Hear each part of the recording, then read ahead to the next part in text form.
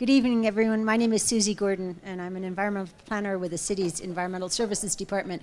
Welcome, and thank you so much for being here this evening. We are excited to see such a nice-looking crowd to talk about composting this evening.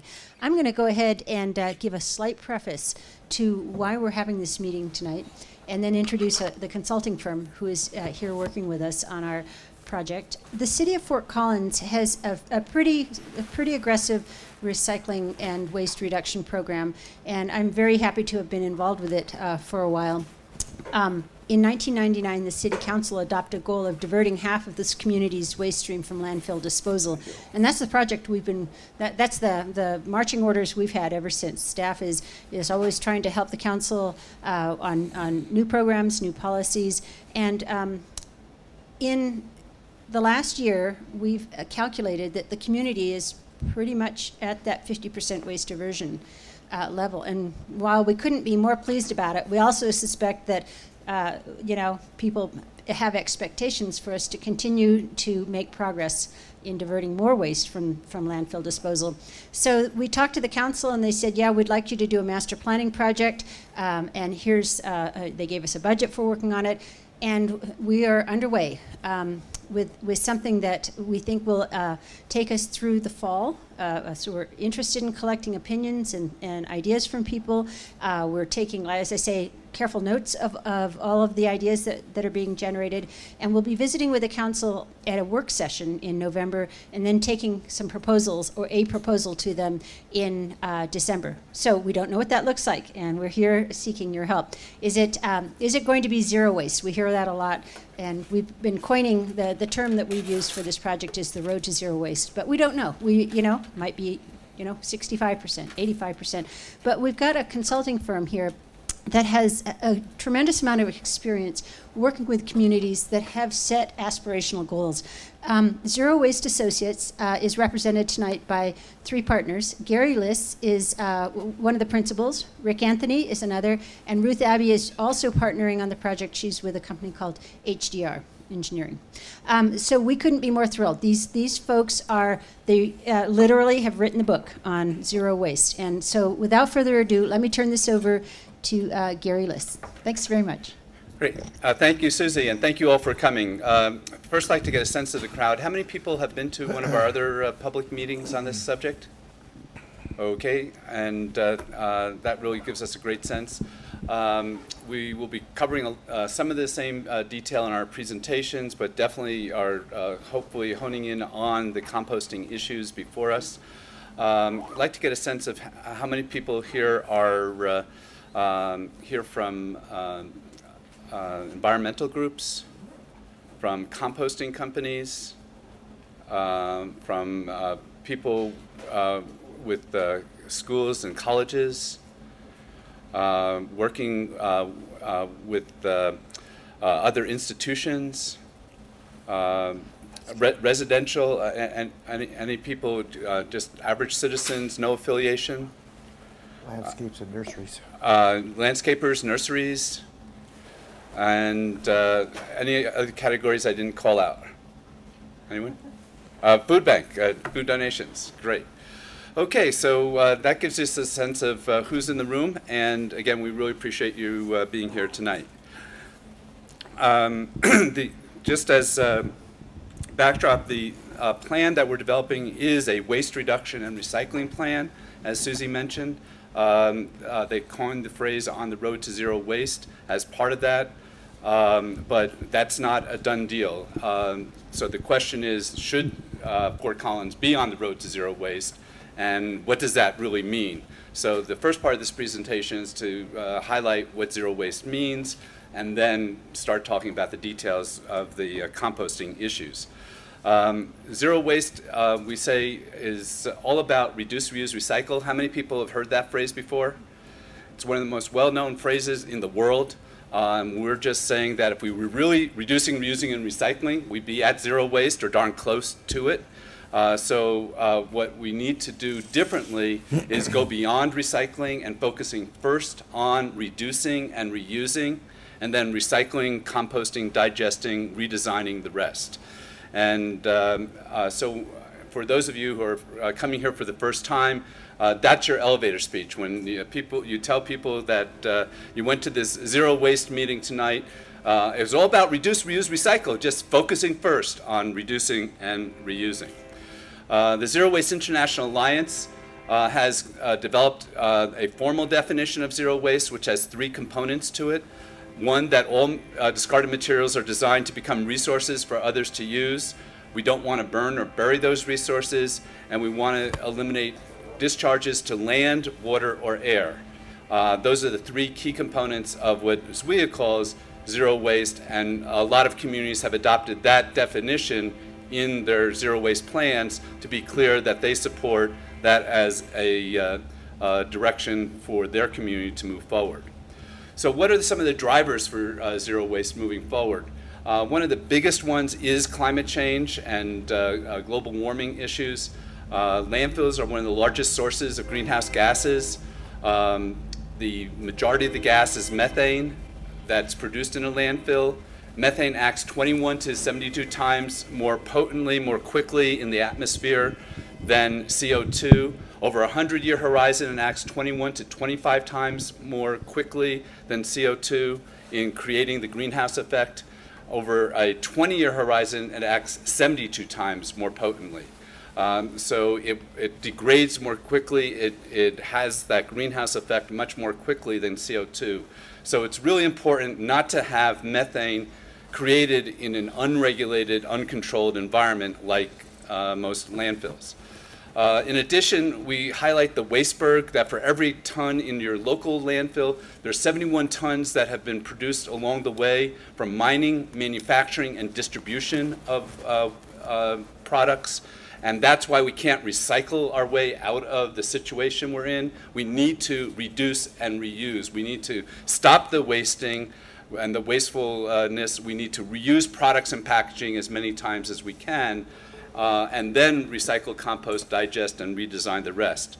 If we apply the EPA WARM model to the discards from California, if everything that was currently going to landfill were recycled and compost, it'd be the equivalent of taking all cars off the road in California. So most people understand there's a huge connection between transportation and climate change, and this underscores that message. The methane in the landfills is from rotting organics. And you'll see on this chart on the right side, the bottom 45% of the 62% organics is paper. Another major part is food, the purple, and yard trimmings is 14% of the 60. So about 2/3 of all the materials in this definition of solid waste is organics, and of that, the components that are paper, yard, and food are indicated. So this is a huge part of the overall amount of materials that we're discarding. The good news is that businesses are leading the way to zero waste. Thousands of businesses all over the world have adopted zero waste as a goal and are implementing that goal. And every zero waste business we've documented have saved money. They save the most money by reducing. They save the next most money by reuse systems being implemented, like reusable shipping containers and returnable pallets. And then they save some money through recycling and composting if the rate structures have been set up by the hauler and or the community to give those types of incentives, which many communities are doing, particularly those who are pursuing zero waste. And you'll see large businesses, small businesses, electronic businesses, organic businesses, restaurants, small urban areas out in rural areas, Air Force bases like Vandenberg. The Department of Defense has a net zero program for net zero energy, water, and waste. They're working on pilot programs all over the country. Thousands of businesses in Japan have adopted zero waste as a goal, and almost 1,000 have achieved zero to landfill and incineration. In this area, we've identified a number of businesses that are early leaders that you probably know about and heard about their recycling programs. But at the last public meetings, we had Vago and New Belgium Brewery highlight their success stories. New Belgium Brewery is over 90% diversion already. Vago's about in the 70s. We know Anheuser-Busch, Miller Coors are major leaders. Miller Coors, at all their facilities corporate-wide, are at 98.37% now, doing remarkable work.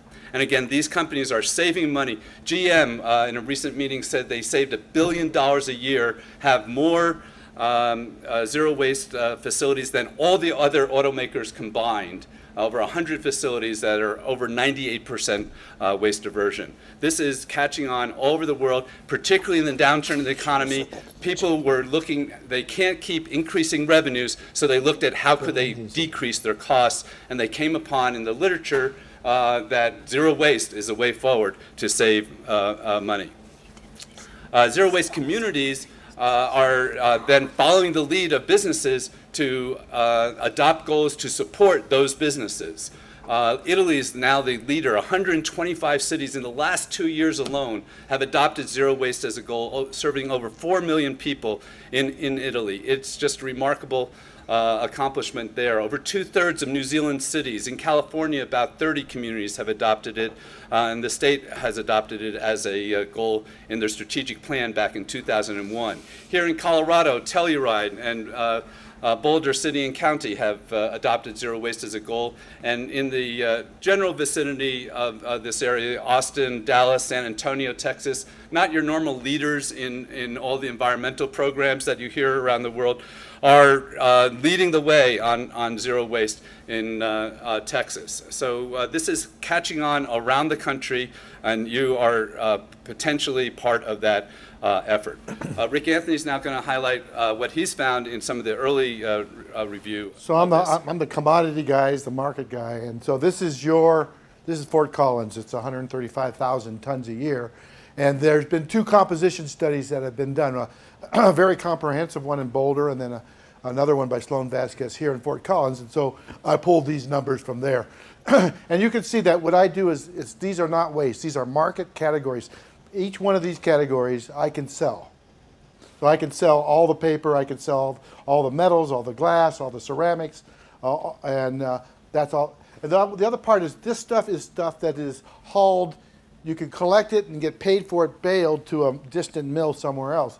This last part, and the reusables, this is all local. And I want to point out, in my number, I see almost half of the material generated here in Fort Collins could be composted. It's a great recipe. Look at plant trimmings, food, soils, wood, and food dirty paper.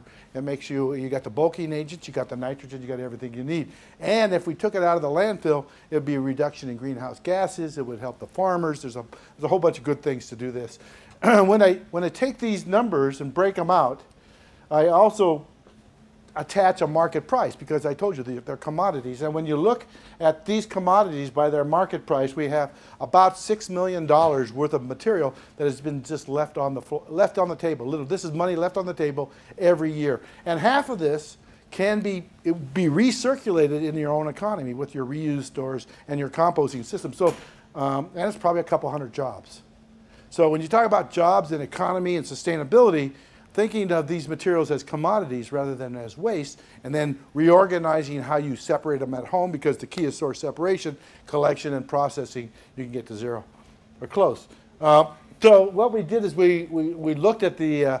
I've been looking at this, and what I can't find, some issues is I can't find a place to take food scraps. Maybe when A1 gets its permit, we'll get that going. But we need more than just one composter. But we certainly need that.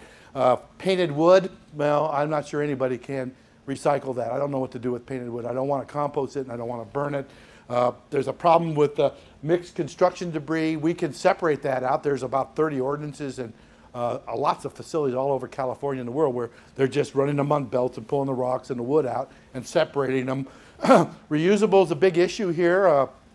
I actually saw so many reusables, everybody had to temper me because it was like really high. And so we lowered it a little bit for the composition table, but still, a lot of reusables, it turns out that when you take all the bottles and cans and paper out of the landfill and you get the C&D, what's left? It's organics and reusable materials, mattresses and chairs, old sofas, things that could be fixed.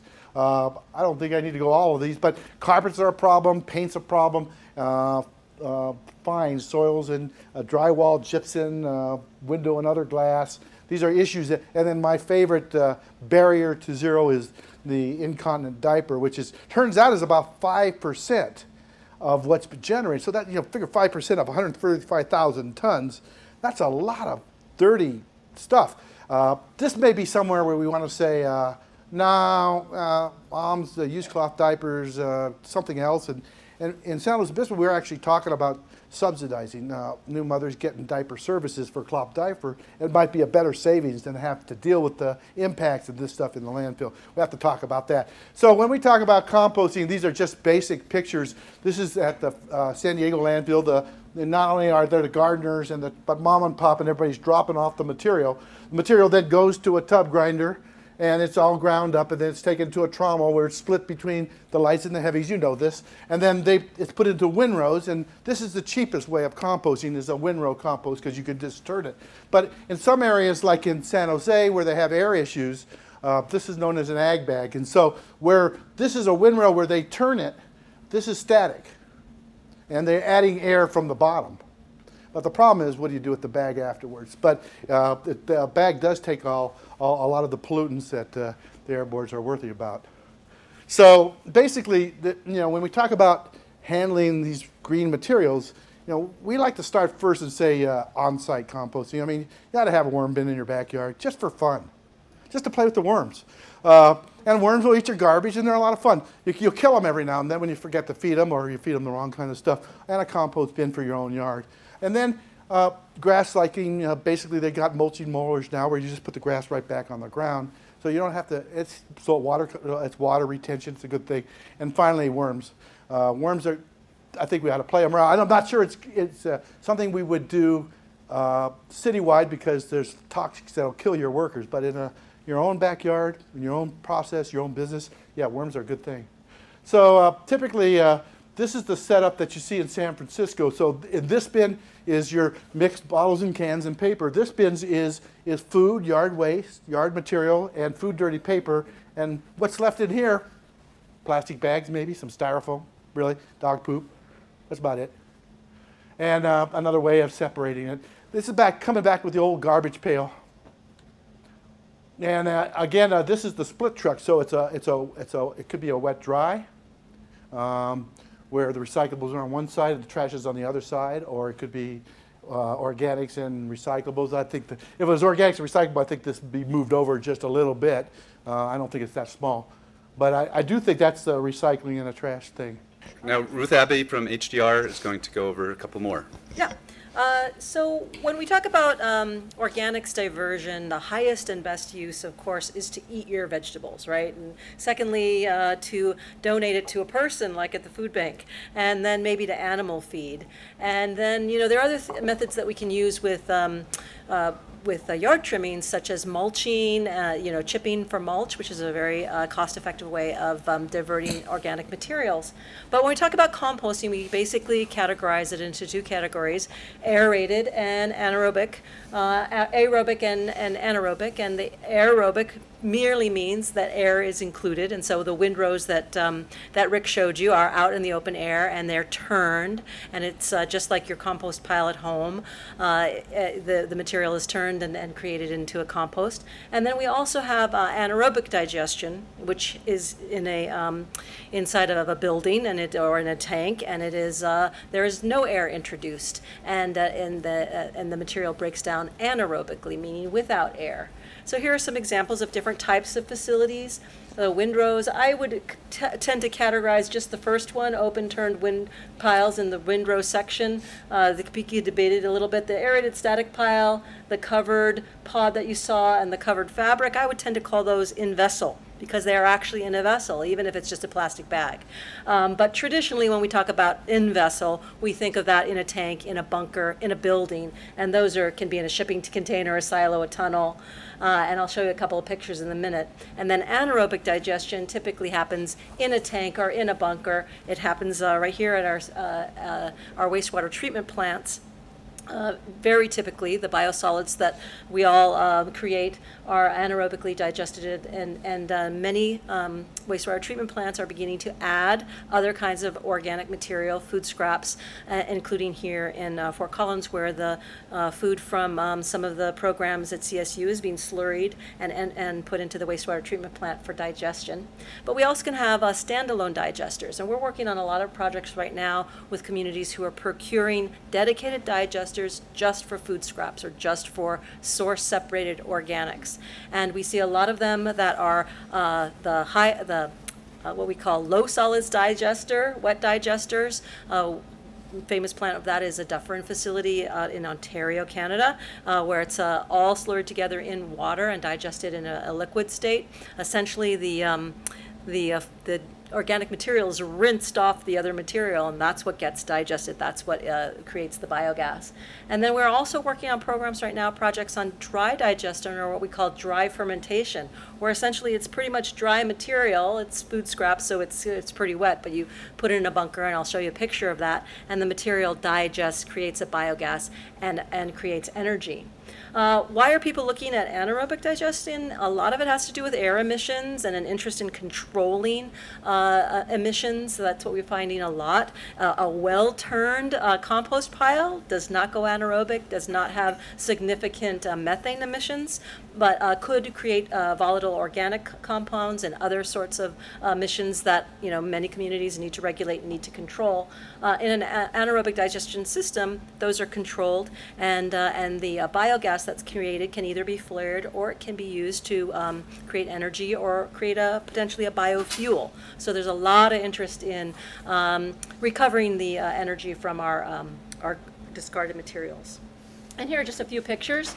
Here's another picture of windrow composting. The tons per day is a wide range. It could be 100 tons to 3,000 tons per day. This is a 3,000 ton per day facility. There's a little tiny example. Rick had showed you a picture of some windrow composting. From the high tech to relatively low tech, you can have dedicated scarabs and turning equipment, or you can just use a loader to just move your piles around. The cost per ton is also a wide range. I think that we've heard locally something on the order of $25 a ton is what we are seeing in an area around here. You can also have more intensive emissions controls and other things that would make that a higher number. And I like to kind of overestimate the numbers because I don't want to lowball anybody about what it really takes to do this.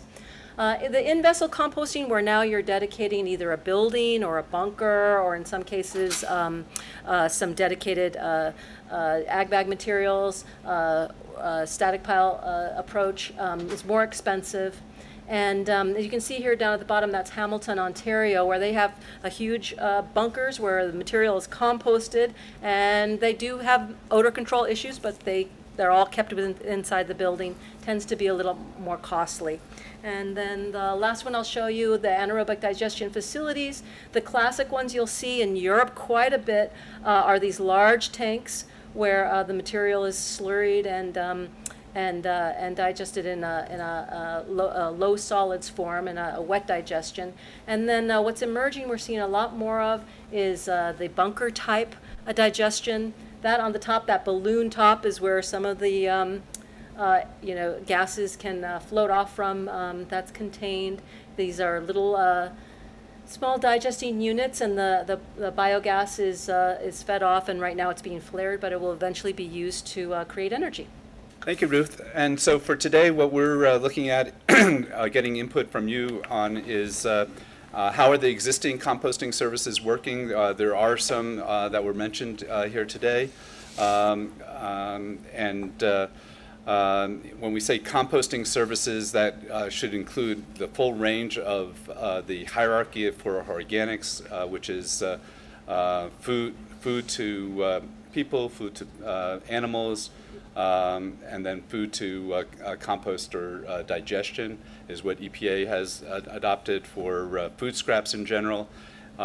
So how are those types of services working around here? What additional services are needed? Do garbage rates provide sufficient incentives to waste less and compost more? How could they be structured better? Are there events, venues, and public spaces adequately served with composting containers? What we're seeing is an explosion around the country on zero waste events. The Green Sports Alliance is working with major stadiums all over America. Ohio State Stadium just highlighted 98% diversion at their last game, and overall 80% for their overall stadium efforts. Composting is a key part of getting to zero waste at venues and events. And what role should the city play in expanding composting? Organizing, providing services, education and outreach, incentives, new rules.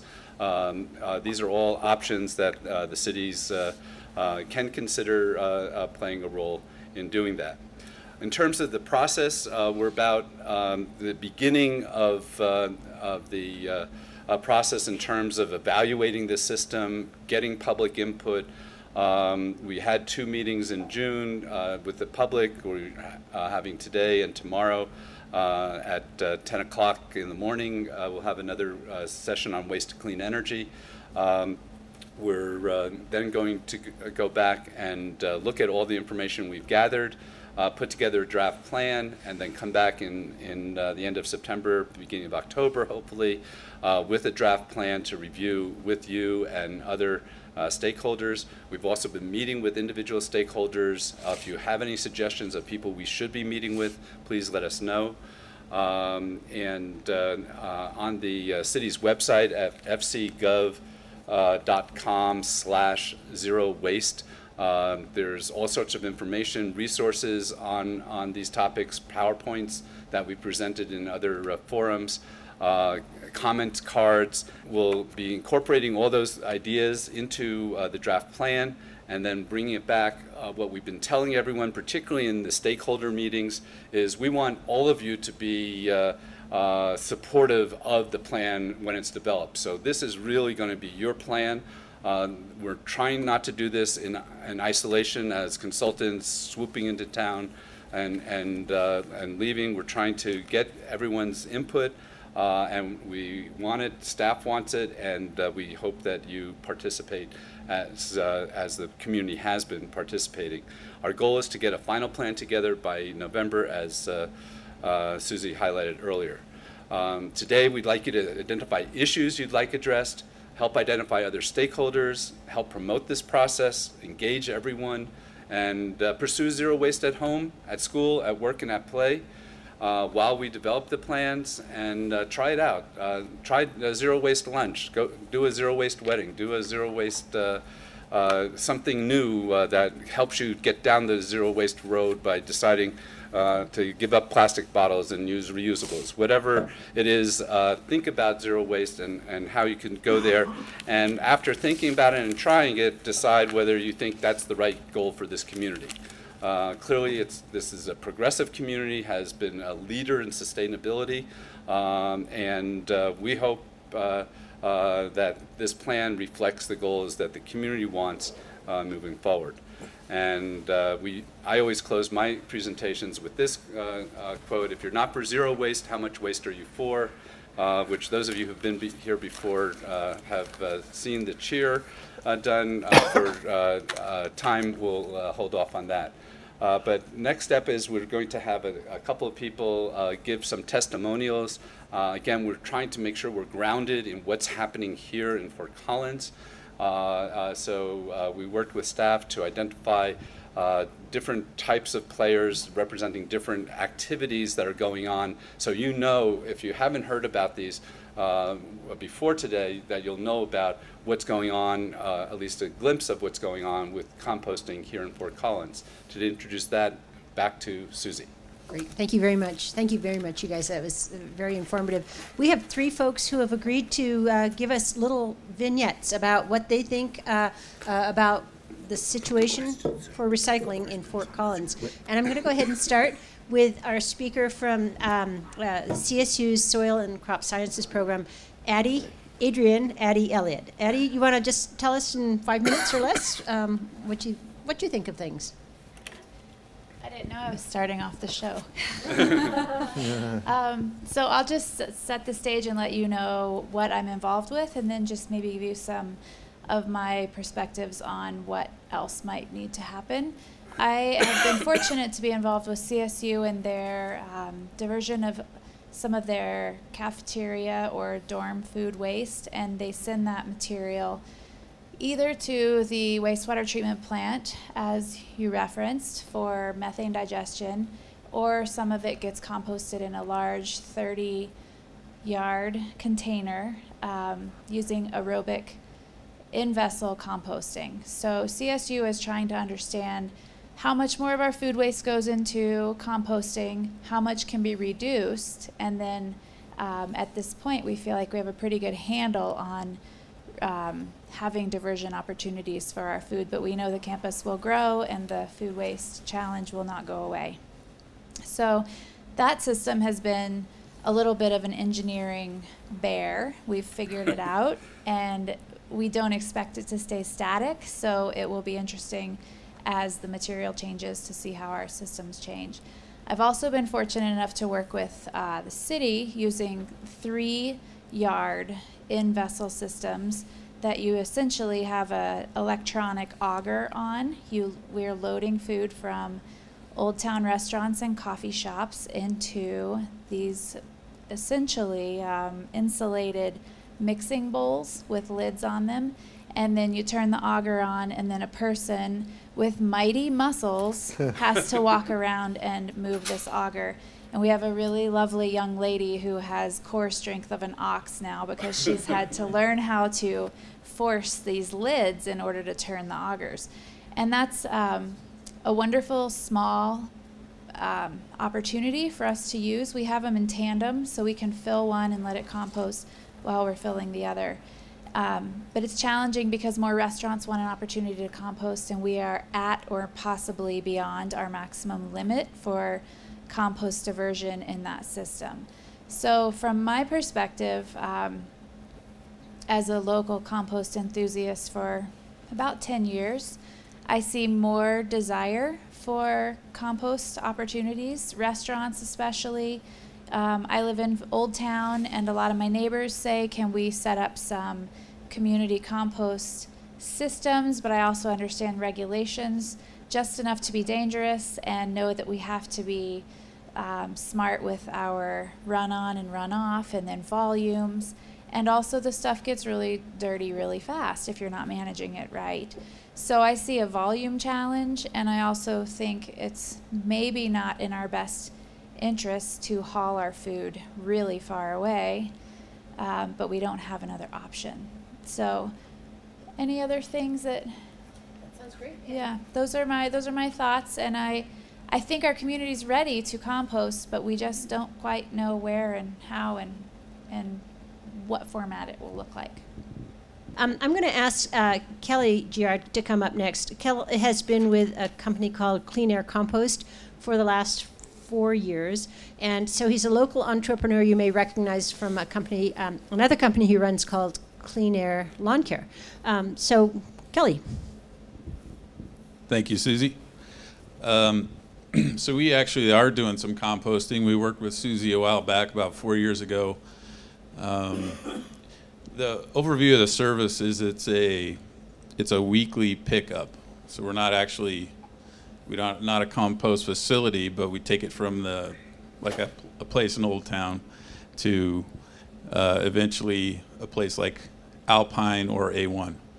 So it's a way for people to add this third bin here in town. So we pick up food waste with a bucket. It's an upcycled bucket, like a 5-gallon food bucket, and then we pick up the yard waste with a 60-gallon tote. So we actually have 4 bins with our customers.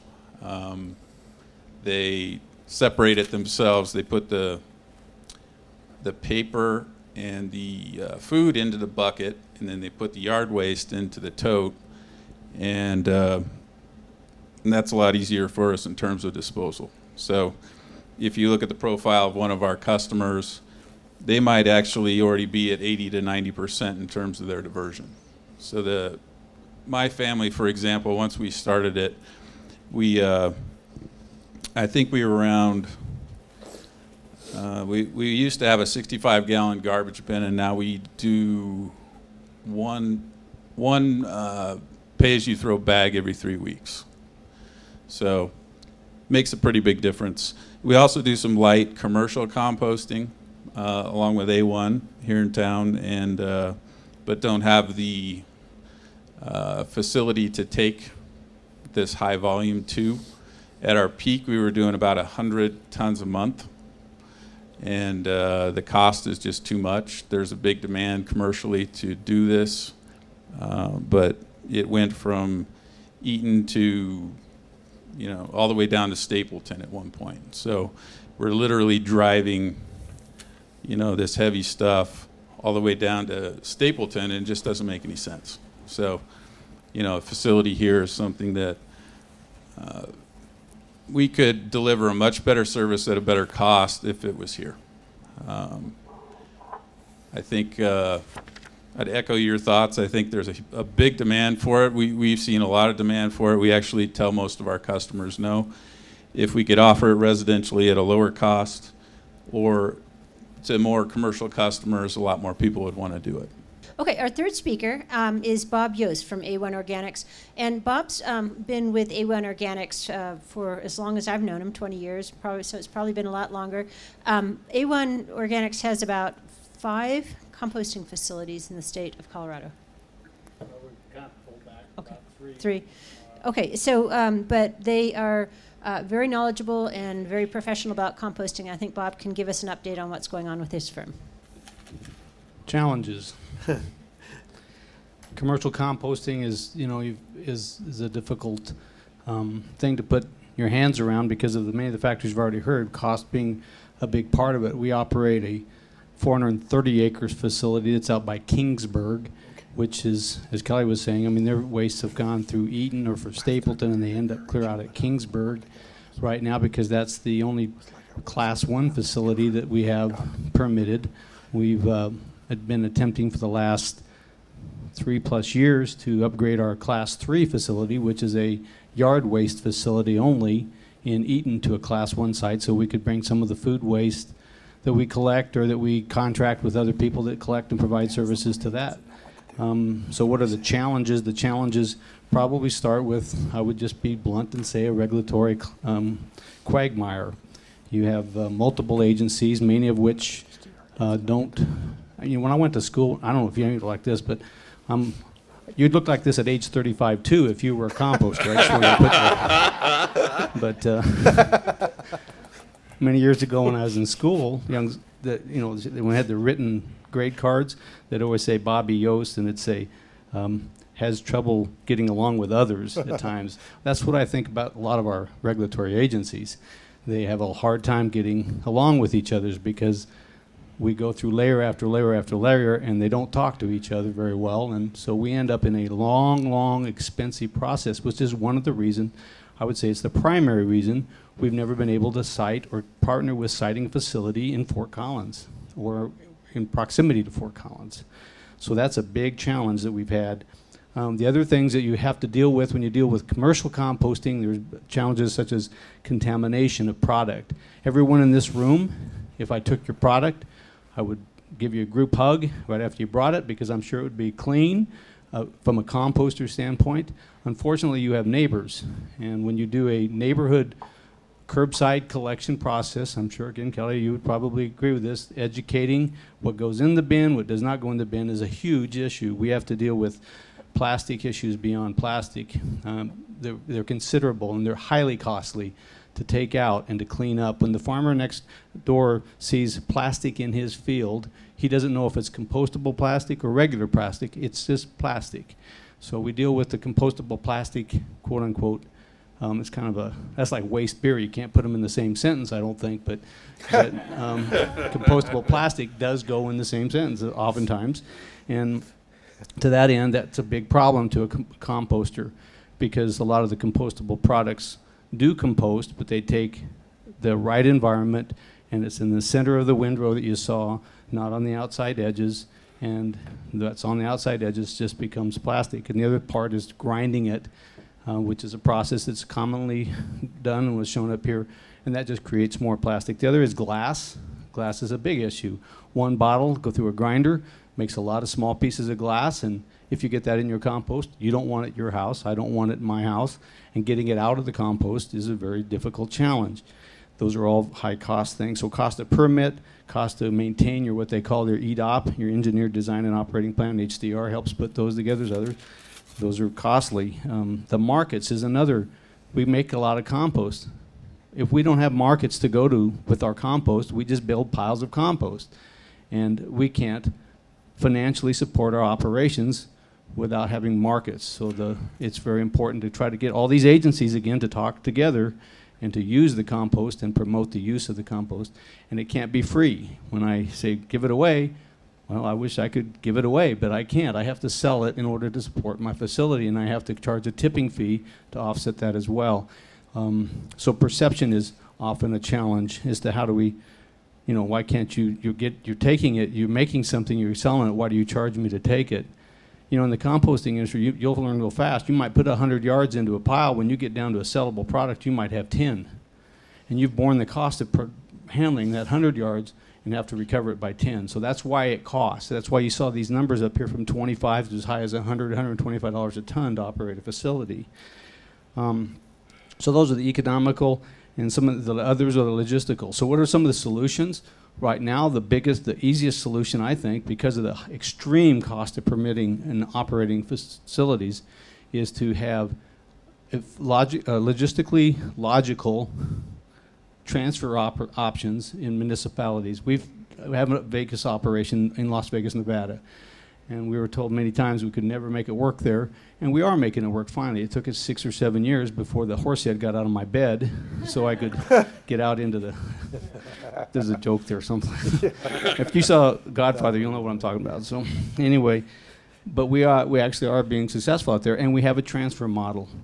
So we transfer the material 30 miles, 40 miles, 50 miles outside of town, but we can get it to a local area where we can combine it with some green waste perhaps, or pre-process this and get it out there. That would be a big thing now. Even when we get our permit at Eaton, that's still, 18 miles away, 20 miles away from Fort Collins. So if we could haul it in 24, 25-ton lots instead of small loads, you can get the math together. So that's something that's really needed, I would think, is to be able to do that, to get that logistic. Capacity-wise, we have plenty of capacity within our facilities. You could quadruple. We probably compost right now in Colorado on just the food waste side about, I would say, around 75 to 100 ton per day of waste, of just the food waste side. And we have capacity to go up to 400 ton per day, if we needed to. So that's the other thing. Do we invest in trying to permit and operate? And the operational side is very complex in the regulatory environment, costly. Another facility, or have someone else create another facility when you have massive capacity in existing facilities, or is it better to divert that revenue or that energy into transfer options? And so we kind of like that. The last thing I'd say is when you talk about the volumes, when you go to a household, so if you wanted to compost all the households, how many households are in Fort Collins? 80,000. Figure about 25 pounds per week per household, and you'll see how much volume is created if you're not going to do all the households. So take it in half. Take half of those households and do the math. You'll see there's a lot of tonnage that can be diverted in a city like Fort Collins. So those are, I could go on, but that gives you a lot to think about. So, Great. So the key is to get you to talk, and these are the questions we need to be answered. And we can go with the first one, but I'll take testimonials right now if anybody just wants to. There's a testimonial. 10% glass is being taken away that they collect. It was in the paper yesterday where they talked about that all this glass we've been collecting and taking to Rivendell and other places gets ground up and mixed in with stuff they stuff into an oil well. Okay, I don't care, someplace. About the the composting thing. My daughter was in Germany, and she said you had to do it. You didn't have a choice. Here we have a choice. Mm-hmm. How are you going to make people do this kind of thing? How are you going to make them do? Why should they do this? You know, you get somebody that has 4 or 5 little kids, they're not going to do it. They don't have the time to do this stuff. Working a job at the same time. It's got to be convenient. My daughter told me that when she moved back to North Carolina. If they want me to do it, make it convenient. I didn't see any chemistry in this stuff, you know, what stuff is going on. And it's a lot cheaper to do landfill. So why would anybody do this? I mean, you know, it's maybe a global or a community mentality, but it's not an individual mentality at the present time, as far as I can tell.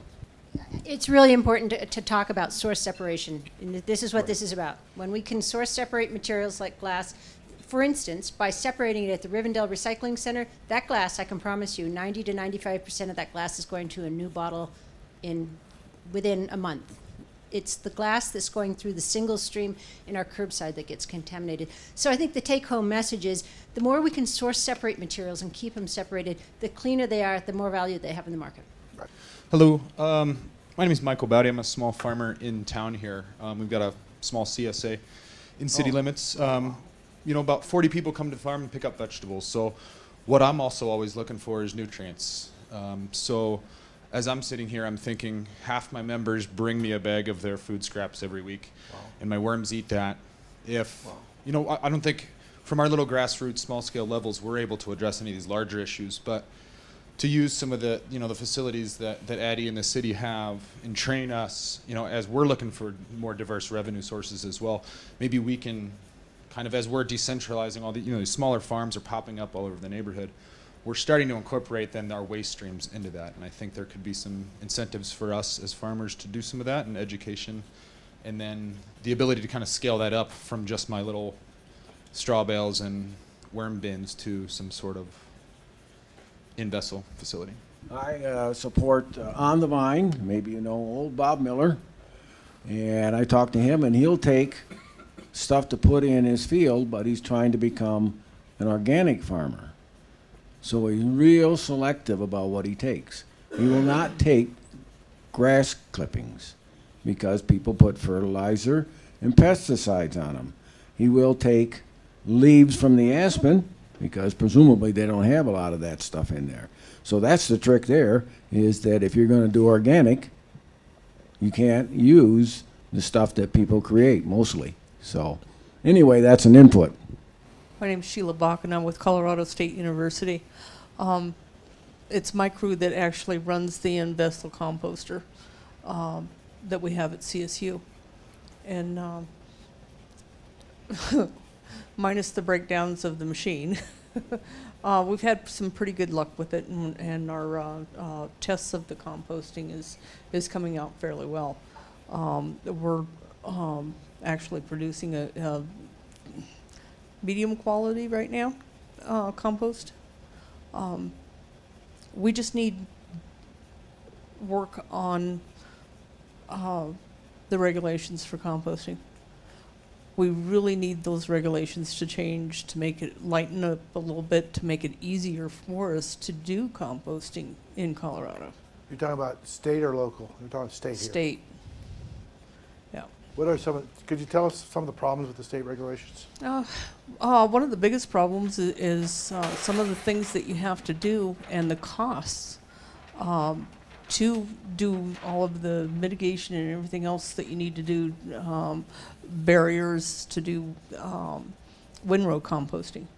That would be so much easier than the in-vessel composting that we're doing right now.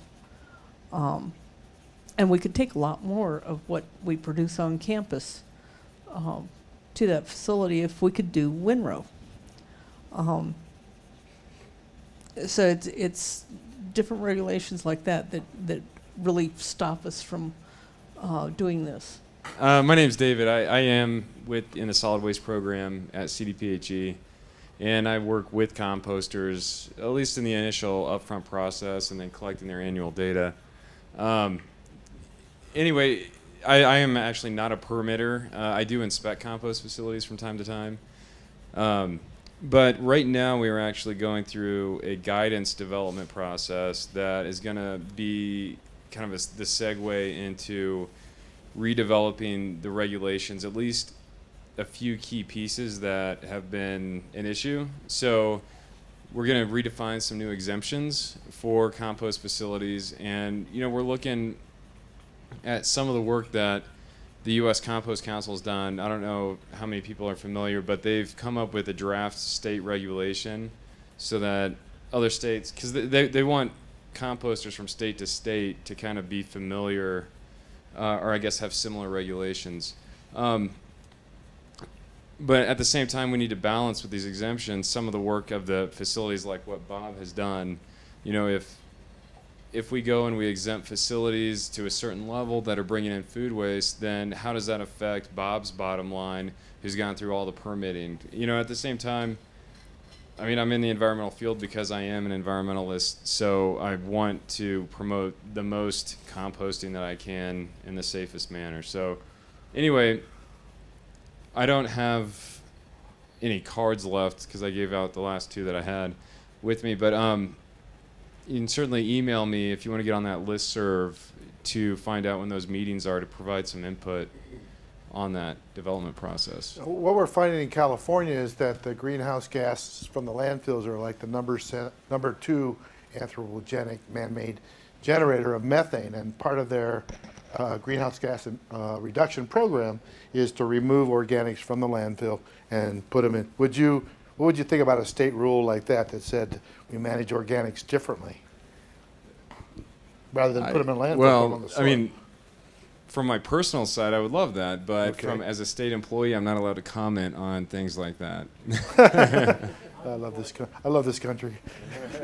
David, before you give up the mic, could I get your email you offered? Oh, your email. Yeah, my email is David and .snap, and it's SNAPP @state.co.us. Thank you. My name is Roger Hageman, and I've been at this quite a while, and I've seen a lot of changes. When we started in 1988, we were doing composting. The Colorado and ran an article on our Turner and how wonderful we were, and we were the greatest thing since sliced bread. If I did that now on my property, I'd be arrested.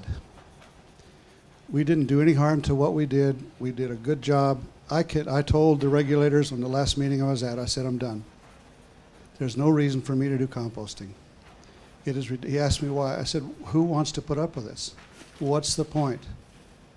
It is so regulated. There's only 2 facilities, yours and Renewable Fiber, I think, Bob, that are doing class 1 compost sites. When we first started going to the meetings that the Department of Health had, they said to us, we want to make this easy for everybody. We want to make it so more people can compost. Right now you have 2 facilities, and the reason you can't do the food waste locally is because of regulations and the cost.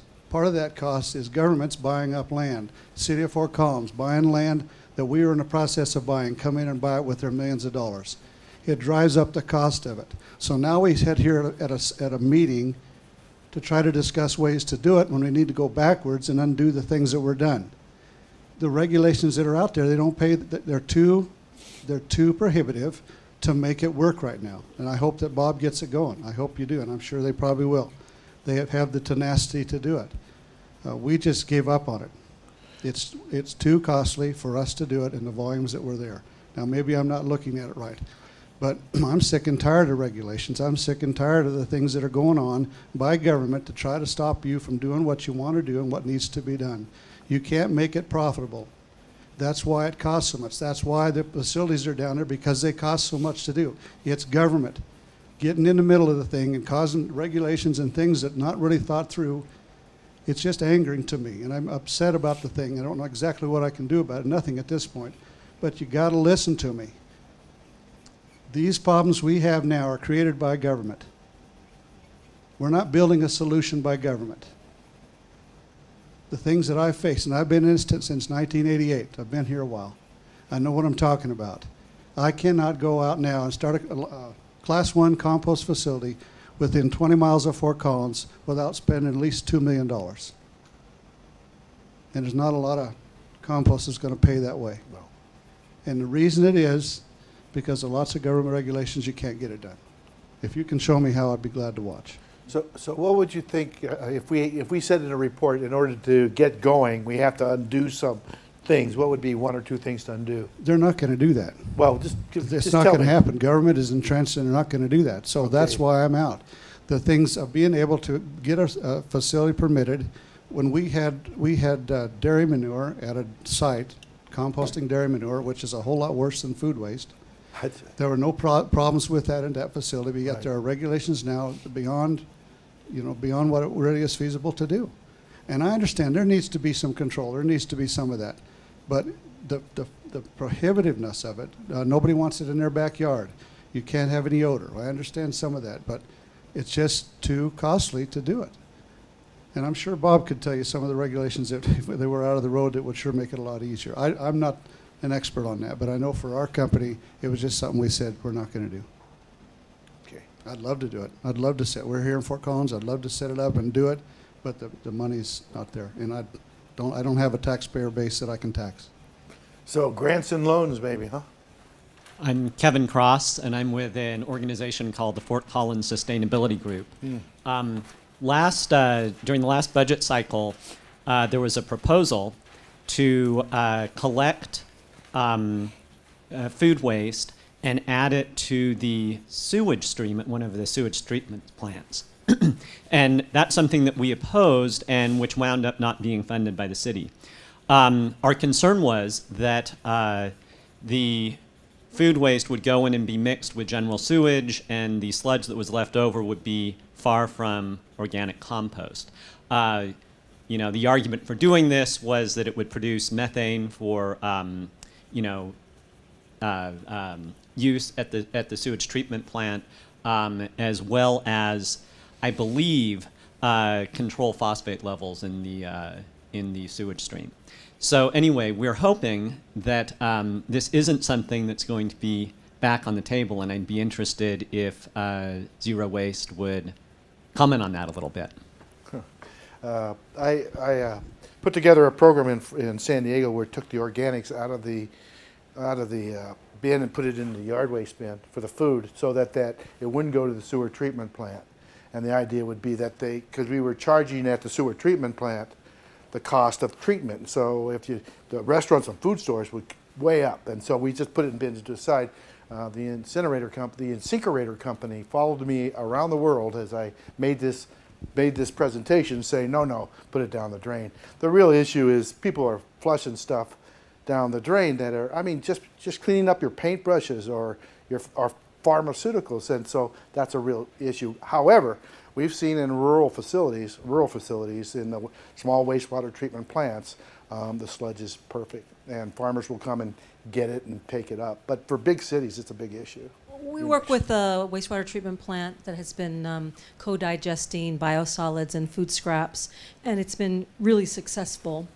The problem is the digestate, which is the material left over after the digestion process, is not attractive for organic farmers. It's not, can't be qualified as organic. However, there are a lot of applications for really good soil amendment that is not organic. And so one consideration is not an either or, but an and. Digestion at a wastewater treatment plant can solve some issues, particularly from industrial scale facilities that are already in liquid form. The food scrap is already in liquid form.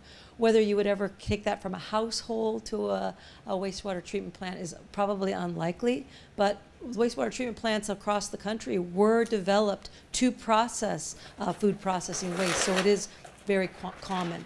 And we work with Sally Brown, who's a professor at University of Washington, who's a big advocate of use of biosolids compost, because based on the quality of the nutritive value of that biosolids compost, while not being organic, it still has a high nutritive value. And in Tacoma, Austin, they sell the biosolids compost. It's very popular, and it's a good soil amendment. So in some cases, it's like we don't want to make the enemy of the good, the best the enemy of the good, right? We want to be able, I mean, the optimum would be to use all of our food scraps in town to produce an organic compost. But in the meantime, while those facilities are being developed, is this a viable short-term option? Is it an option for certain streams and not others? So I just wanted to share that there's a variety of opinion, and I think that your input about what we want for the future in this community is really important.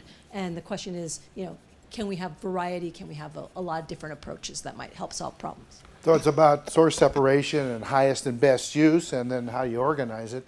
But what are you going to do with the biosolids if you don't? You going to put them in the landfill? Burn them? I mean, of course, that's what's happening now, and what the Landfill. move would have done would have been to encourage people to put more stuff into the incinerator. That's wrong. And we do not think that's right. Right.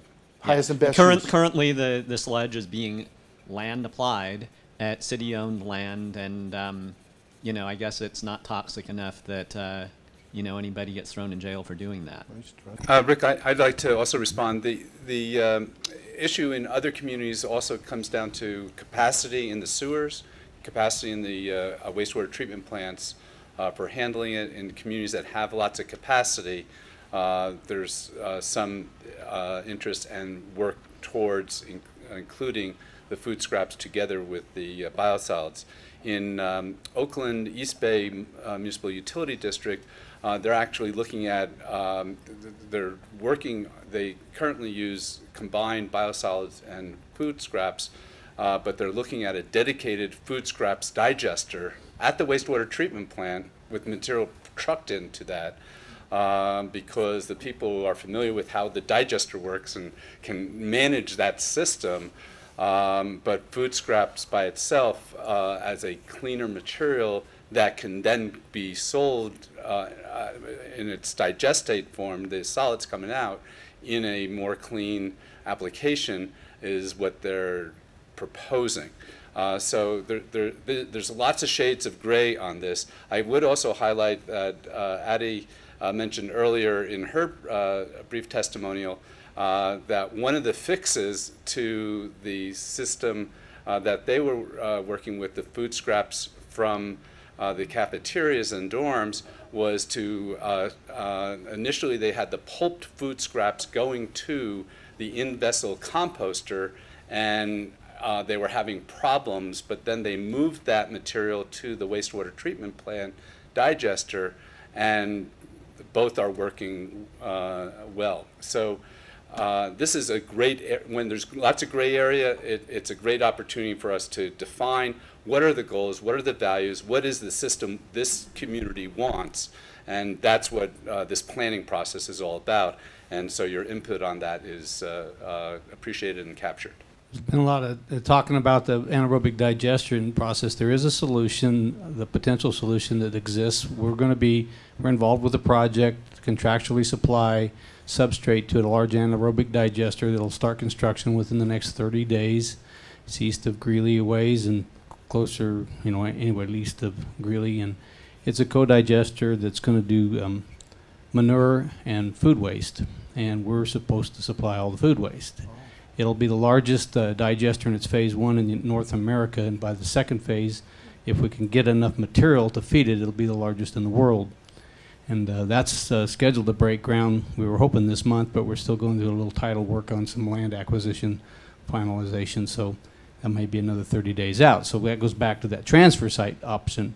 Maybe Roger can have, Fort Collins could help work with Roger to make a facility where you could take food waste and we could be source separated and keep it clean enough that we can take it to the digester. You won't feed us enough. At its capacity, it needs 280,000 gallons a day. That's a lot of food waste, and at its second phase capacity. So, what's that going to mean? That means if you can find the ability to, again, source separation is the key. If the smaller and larger companies can consolidate that material, we have that facility hopefully within a few weeks of breaking ground. That might be an option. Some of you older people might remember the old garbage pail that was all just putrescibles or just food material, and you put it out, and local pig farmers would collect it and use it. This was how we collected our putrescibles in this country till, what, 1960 or so, when public health decided that you had to cook your garbage before you fed it to pigs, and that changed the whole thing, and cheap landfill. The digestate from that plant is certifiable for organic farming.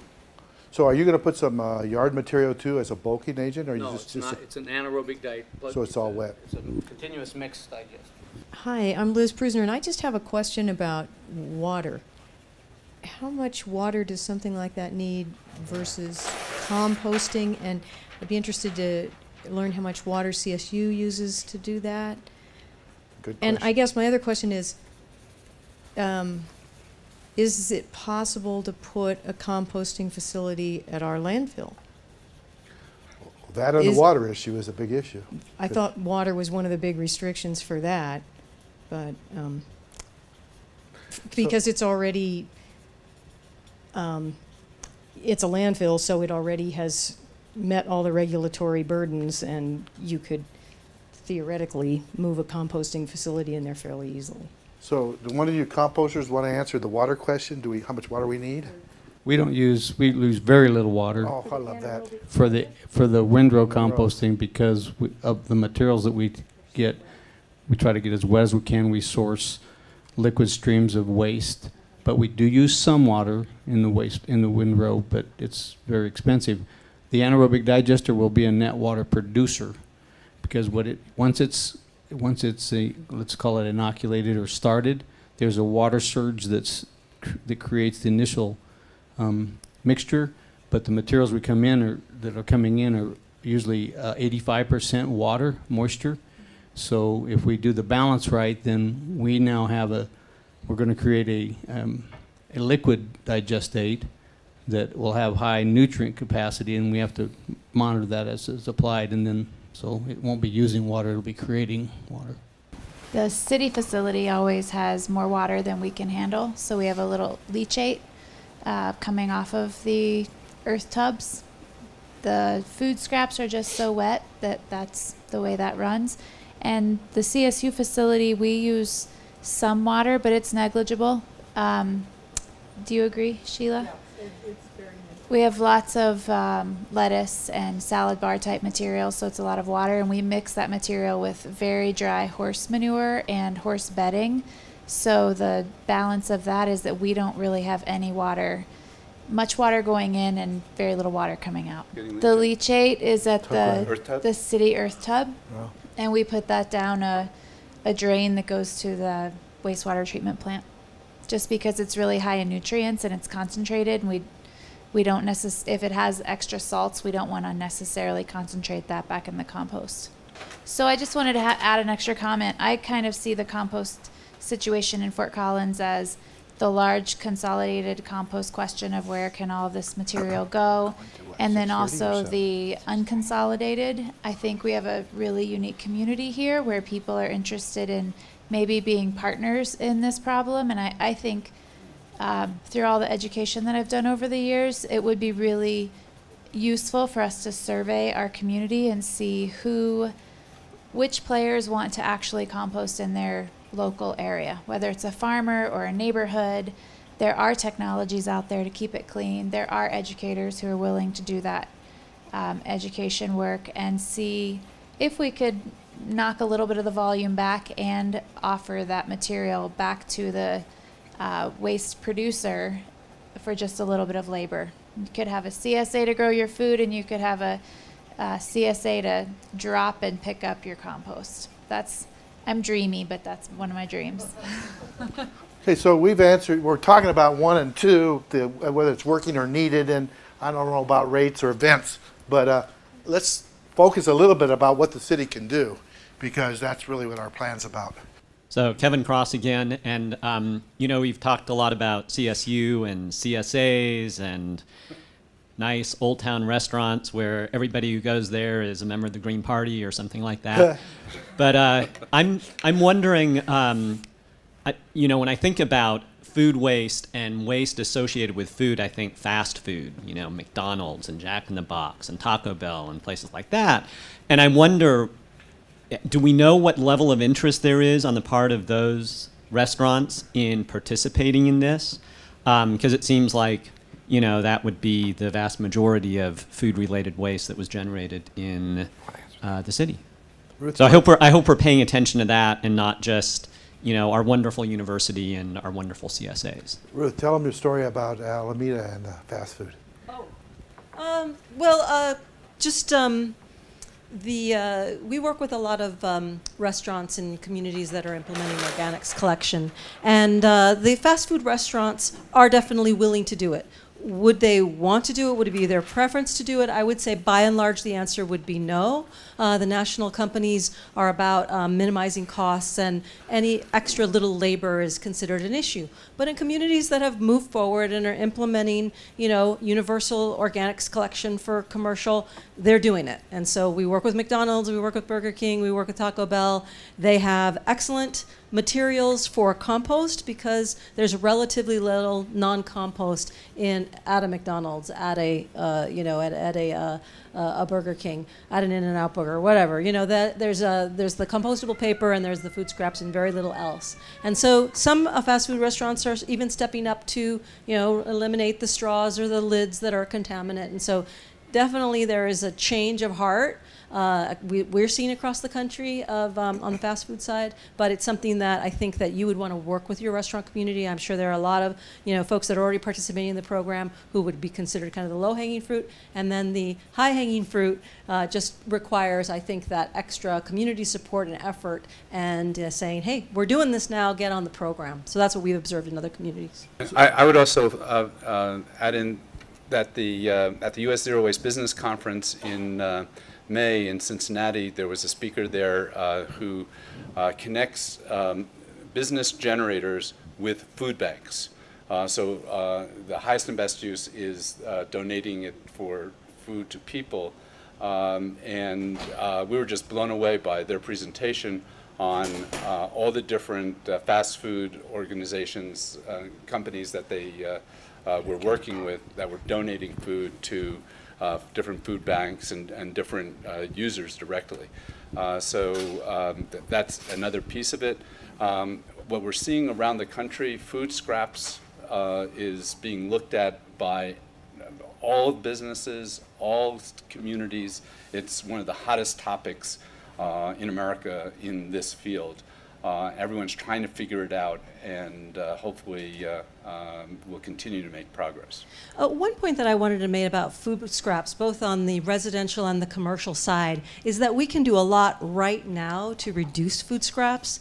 US EPA has come up with a food waste reduction kit to help restaurants better plan and manage their food purchases so that there's less waste food at the end of their food preparation cycle. Lean Path is a commercial product that also helps industrial scale, commercial scale kitchens plan their food purchases so that there's less food waste. The City and County of Honolulu has produced a wonderful guide for residents that talks about, you know, food is too good to waste. We shouldn't be buying that 2-pot roast because it was on sale, put it in the freezer, freezer burn, it's out of there. We should be buying appropriately, and then we should be creating, you know, food out of our leftovers that is edible. And City and County of Hawaii, you can go on their website, and they actually have produced a cookbook that they've worked with local restaurants, what you can do with your leftover food so that you don't have to either compost it or throw it away. And so the very best thing that we can do with food is not waste it in the first place, and that's a program that we can initiate now. We do not need to wait for the composting facility or the anaerobic digestion facility or the collection capacity, because we can start implementing in our homes and businesses the waste reduction approach. Hi, yeah, my name is Mark Howdeschelt. I'm a citizen of Fort Collins. I had a couple of questions in trying to figure out exactly, you know, what role the city should play. One is, is there an estimate of, like, I don't have a good feel for how much of the food scraps and organics come from residences versus commercial. I mean, if it's 90% residential, then that, you know, that shows you to go in one direction versus another. But I don't know what those percentages are. And secondly, the facilities that you showed up there, the different cities are doing the composting and so forth, are those private sector facilities or are those government owned and government run? Because I presume there are advantages and disadvantages to doing each way, but I don't know what those might be. I'll address the percentages. Ruth might want to address the public versus private. On the percentages, typically in the studies we did for EPA on residential food scrap collection programs a couple of years ago, 20% of the total residential stream is food scraps. If you add in another 10 to 15% for food soiled paper, food contaminated paper, and the same numbers hold true for commercial. For both sectors, it's a very significant piece, particularly if you're dealing with food scraps and the food contaminated paper. Residential versus commercial total portions of the waste stream. Here it's what, about 40% residential, 65% commercial, and that's typically the case. Usually residential is only 30 to 40%. Industrial, commercial, and institutional is usually 60 to 70%. We're looking at that ballpark of what's important. So it's really important to figure this out for businesses, but both businesses and residents have a lot remaining that could be dealt with by figuring this out. And I would agree, and I would say that the answer is that everybody has a lot of organics. And it's highly concentrated in this commercial sector with the restaurant and the food producing sector. 90% of a restaurant's discards could really be managed through compost. We've done audits of restaurants, they have almost nothing else, So, so targeting the restaurant community is a great way of really getting some early gains. But every commercial business virtually generates food scraps because we're people and we eat food, and we're at a hospital, we eat food, we're at the doctor's office, whatever. In the lunchroom, we all create food and compostable paper. In terms of the ownership of the facilities, we definitely see a mixture. The preponderance is privately owned and privately operated. But and I don't know if that's been said yet today, but in order to make the investment in a new facility, a private operator really needs a guaranteed flow of materials, either the expectation that there will be a big market for it because the community is moving forward, or the dedication in terms of a long-term contract, a municipality or a collection service provider dedicating their flow to a facility so that they can amortize their equipment over a long period of time. We also see it's quite common when there is public ownership, private operation of compost facilities, and then a few examples, and I think San Diego is one of them where they are municipally owned and operated. So combination, but the preponderance is private. We have a city-operated facility in San Diego, and then there's a private-operated facility up in Oceanside. We need some suggestions for the city in terms of where they should go, and you can say don't get involved if that's what you want to say. That's real too. Mike Brusnick, Fort Collins. My one question is what the city's doing right now. I thought I heard one of the presenters talk about worm composting with cardboard, and I thought the city passed a law recently saying that we couldn't bury cardboard for any reason, including worm composting. So if you could confirm or deny that or clarify, that would be appreciated. And my second question is, most of what we've talked about today is business related, and I don't see anyone in the room from the economic office or the economic board. Are you meeting with them separately? Where are they being involved? And I believe the economic board meets tomorrow 11 to 1:30 at City Hall. Thank you. We talked to the chamber this morning. So again, I'm Susie Gordon with the city, and thanks, Mike, for that question. When the city council adopted the ordinance banning the disposal of cardboard in the waste stream, they wanted us to very explicitly exempt the use of cardboard in composting and also the reuse of cardboard. So they wanted to be very clear it was just about landfill disposal. But thanks. So does anybody in this room have a piece of property that they want to dedicate for farm? Or suggestions of public lands? Somebody else's property? Or suggestions of public lands or other locations in Fort Collins or 30 miles out that A1 can transfer stuff to. Sorry, I wanted to say something about events. Don't be sorry. I do composting at CSU's Ag Day at Hughes Stadium, we have a few thousand people come through there. How many? A few thousand. it's a very big event. They do a barbecue out in the parking lot. It takes a lot of people to do a zero waste event for that. You have to have people standing at every bin to make sure that the people coming up put it in the right bin. For Ag Day, they've done a great job with getting things that are compostable, the silverware, the plates, and different stuff like that. And then the food waste all goes into the compost. And then I think we have one little tiny wrapper that is trash, and that's it at our event.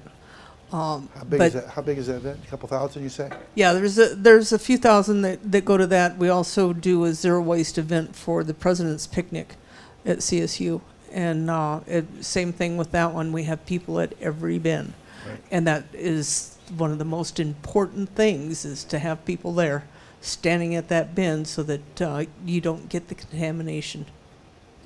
Right. We do 75,000 people at the park, no fences, 130 volunteers as trash talkers, 30 different booths. But what I found out is that we get the paper plates and all these biodegradable stuff, but there's really hardly any food in there, because I guess if you pay $10 for a hamburger, you're going to eat it all up. So I've been involved with some conversation about, I guess, kind of master planning the farmscape, if you will. And as a young farmer, you know, one of the big issues that I've focused on is access to land, water, and resources. And through all that, we've been working with the city, open space land. The county is interested in getting, you know, new farmers on open space land. But then the city also owns all this property that is slated for low-income housing or some sort of development in 10 years, in 15 years. And so in the interim, I've been kind of trying to get access for small farmers to be on those. I think that could host composting facilities or transfer sites just as it could a small several acre organic operation. Hi, John Anderson, local vermicomposter, educator, philosopher, whatever. I'm with Addie and Michael about this dispersal. We don't produce the food in one place. We don't, restaurants are all over the place, but yet we keep trying to centralize our composting systems. That's not how nature does it. Dispersal is that way. There is far more responsibility for the end product. It's not getting shipped all over the place. These farms, CSAs, and all these little places can do small scale, and the buy-in from the neighbors or the people who put things in those composting systems are going to be taking it back. So why are they going to put plastics in bottles? And you have to have the buy-in. You don't have the buy-in, you get a landfill. Now, in Hawaii, and I like the decentralized approach, and it's all lava on the Big Island, and so they really want soil. They got to buy it from Seattle for $150 or whatever. And planning department was saying, no, can't compost on your farm. You know, we walked in with the city council member and a couple citizens and said, well, why can't we grow soil on the island of Hawaii? And bottom line was, yeah, we just don't want a big industrial facility. If you're going to bring it in and compost it, take it from other people so that you could grow your pineapples or your sugar or your coffee or whatever you're growing, that's okay, but it can't be your #1 crop. And I think decentralized in the farms is a way to go, but it's a state issue as well. Right, because they're pilot, if they're at a certain level. Is there a certain level out there that we can go without having a permit? If you're importing food scraps from off-site, there's really no exemption for that right now, and that's something that we're working on developing. No exemption that you can or can't? So there's not an exemption from our regulation. Okay. So basically you'd be considered a commercial compost facility if you were going to import any food waste from off-site. Even if you were just a little farm? Yeah, little CSA. In terms of food waste, yes. Okay. On that, we discussed this on our last trip out, and one of the questions was the composters that are concerned about additional composters coming in were particularly concerned about the demand for the market for their material in urban areas, where what I'm hearing is some interest in agriculture use of compost, either urban agriculture or agriculture around the cities. In our discussion, we came up with, if we were using ag materials for ag use, even if it was imported, would it still come under the same guidance? In California, ag is treated as king and has all sorts of exemptions. So does ag to ag get people out from under urban style composting regulations? So basically the way that our regulations are kind of all over the place right now, but if you are an agricultural composter, so you're composting agriculturally generated waste that's been generated on site and importing a compatible material, you can distribute that material to other ag zone property after it's composted. And then you're not subject to section 14. Now you are subject to possibly the regulations under the Colorado Department of Agriculture in terms of testing requirements. Could you say that one more time? The ag, is your ag land and import compatible material, you can what? You can distribute to other ag zone property. Without a full-fledged permit? That's correct. Wow. Is compatible material like carbon source? The way that the regulation reads right now is that it says that you can import wood chips or wood waste, I think, or tree branches. I think it actually says those wood chips and tree branches. And one thing we're working on is, and this is another area where, you know, how much flexibility do we have to say that if you are an agricultural composter importing materials just to manufacture compost for yourself, what materials could you then import? So if you're only going to use it on your own property, do we care what you import? I mean, as long as you're doing that in a safe manner and you still have local requirements to meet. So, I mean, we're exploring these things. I'm not saying that any of that's going to happen, though, in terms of... So if you're a local dairy and you could use bulking agents so that you could get your manure to a stage where you can make compost out of it, is that an in-use? Yeah, I mean, well, see, yeah, I mean, there's two different avenues that a dairy could go. Under our regulations, you could be fully exempt by just importing the carbon material and then selling it to other ag zone properties. Now, if you import tree branches, you might be considered a class 5, which is just like an agricultural compost subject to our regulations. And that doesn't require a permit. You just register for that. And then you have to test your compost and have a plan in place. I'm Stacy. I just had a quick question, and that was, I guess, as we're talking about different source separation or different streams and different types of composting, I guess I'm curious about this pre-consumer waste, post-consumer waste, ag waste, food scraps. All of a sudden, I'm in my mind, all these various types of organics might have different regulations and might have different beneficial uses or different best use streams. Anyway, I just realized that's an important, that needs to be clearly defined so we know specifically what we're talking about when we see any kind of recommendation or guidance or suggestion, just what exactly we're talking about. Well, food scraps is the generic term for everything. Pre-consumer would be your preparation stuff, potato peels, carrot peels. This is pretty much accepted as part of an organic stream in a lot of places. Post-consumers, after it's been cooked and touched, and then that's where everybody gets all upset about. And so that's the difference. One is after you've touched it with your fork.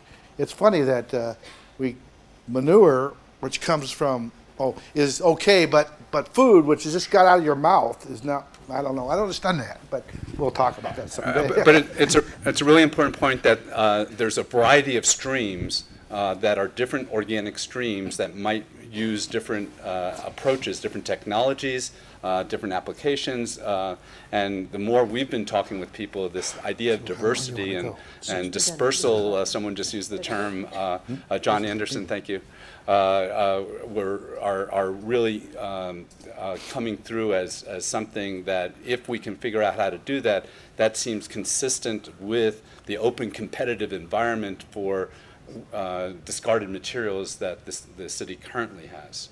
I'm sympathetic with Roger and the frustration. We've been, first meetings we went to 15 years ago, I'm hearing the exact same words from him. We're still working on this stuff being flushed out, the regulations. Just to give you an idea, they want me to cook or boil my food waste to feed to my livestock the worms under their regulations. That's what they, you know, you can't, it's a lot, and they won't even give me worms as livestock. Whereas Oregon, they've gone worms or livestock, but it's not ag, and it's just a crazy mess of regulations that aren't clear in any way, shape, or form. And this guy does it for a living, and he can't explain it to us. I'm not picking on you, but I'm just, you know, that's how crazy it's been after the, what, we've been in this, you've been in 20-some years, I've been in about, going on 20 years myself. Thank you very, very much again, you guys.